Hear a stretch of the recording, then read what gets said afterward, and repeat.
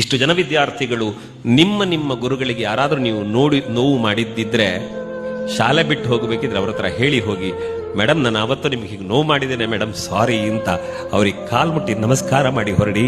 ಬದುಕು ಚೆನ್ನಾಗಿರುತ್ತದೆ. ಯಾಕೆ ಅಂದ್ರೆ ಒಬ್ಬಾಕೆ ಶಿಕ್ಷಕಿ ಮನೆಯಲ್ಲಿ ಮಗುವನ್ನು ಬಿಟ್ಟು ಬಂದಿರುತ್ತಾಳೆ.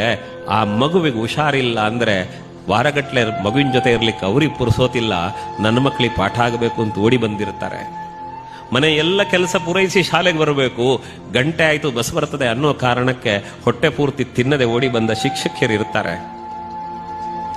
ಎಲ್ಲ ತನ್ನ ಹೆಂಡತಿಗೆ ಹುಷಾರಿಲ್ಲ, ನಮ್ಮ ಅಪ್ಪನಿಗೆ ಹುಷಾರಿಲ್ಲ, ಅಪ್ಪ ಆಸ್ಪತ್ರೆಯಲ್ಲಿದ್ದಾರೆ, ಒಬ್ಬನೇ ಮಗ ಅಪ್ಪನನ್ನು ನೋಡ್ಕೊಳ್ಬೇಕು ಅನ್ನೋ ಒಬ್ಬ ಮಗ ನಿಮಗೆ ಶಿಕ್ಷಕನಾಗಿದ್ರೆ ಅಪ್ಪನನ್ನು ಆಸ್ಪತ್ರೆಯಲ್ಲಿ ಮಲಗಿಸಿ ನಿಮ್ಗೆ ಪಾಠ ಮಾಡ್ಲಿಕ್ಕೆ ಅವರು ಶಾಲೆಗೆ ಓಡಿ ಬಂದಿರ್ತಾರೆ. ನೆನಪಿರ್ಲಿ, ಈ ಎಲ್ಲ ಭಾವನೆಗಳಿಗೆ ನಾವು ಕೃತಜ್ಞರಾದಾಗ ಮಾತ್ರ ನಮ್ಮ ಬದುಕು ಪೂರ್ಣ ಆಗುತ್ತದೆ. ಯಾಕೆ